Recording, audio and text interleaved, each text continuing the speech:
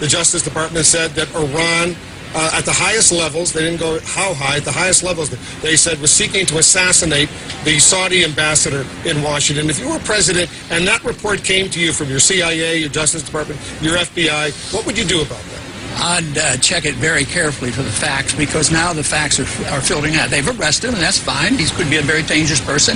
Maybe he'll get a day in court, but I predict they won't, because I don't think they have much concrete evidence. But at least he's captured, and he's in a court, and there's going to do it. But why do you think they don't have? Because various Republicans and Democrats, Mike Rogers, the chairman of the House Intelligence Committee, you know him, he believes that the evidence is strong. Dianne Feinstein, the chair, I think it's mostly war propaganda. They've been itching to go to war against Iran for a long, long time. قبل از بیانات رئیس جمهور اسلامی ایران جناب آقای احمدی نژاد شعارهای حضورتون تقدیم می‌کنم. خروشان پاسخ بدید. امروز سراسر ایران اسلامی از جنوب تا شمال و از شرق تا غرب یک فریاد است و اون مرگ بر امریکا.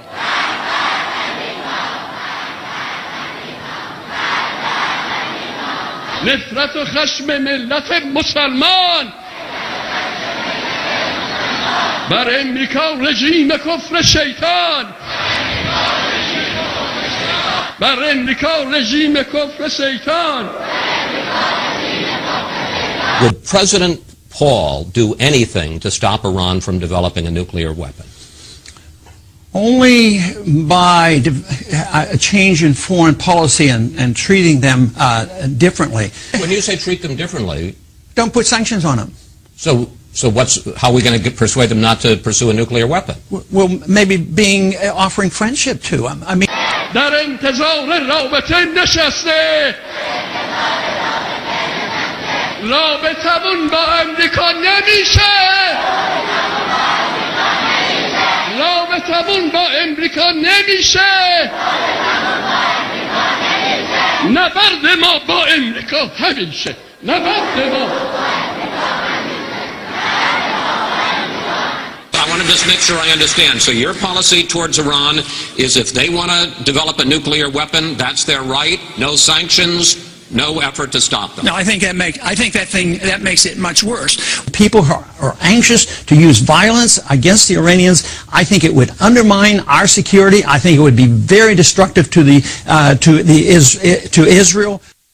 همه ملت‌ها یک فریاد میزنند و همه اونها با پلاکارد و مشت‌های گره کرده فریاد میزنند مرگ بر اسرائیل.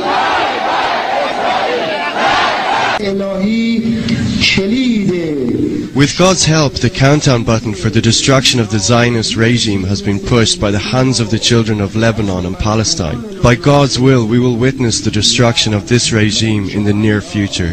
Iranian President Mahmoud Ahmadinejad repeated inflammatory comments that he made 3 years ago, saying Israel would soon disappear. Ahmadinejad first made the remarks in 2005, fueling international outrage and speculation that he was threatening the Jewish state with a nuclear weapon.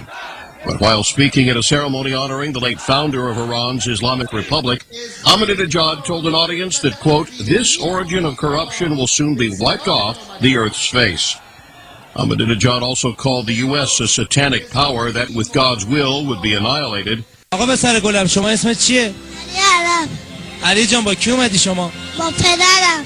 امروز چه روزیه؟ روز قدس. خب اون وقت برای چی اومدیم؟ اومدیم ما مرگ بر آمریکا کنیم. It's just blown out of proportion. The annual drama of Death to America Day.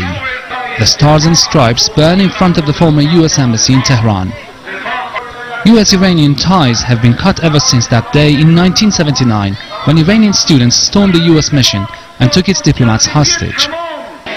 Nearly 3 decades on, students take to the streets to show support for the government's opposition to U.S. diplomatic and possible military action against Iran. Death to America is a popular chant. That's why we should deal with the Iranians in a more respectful way.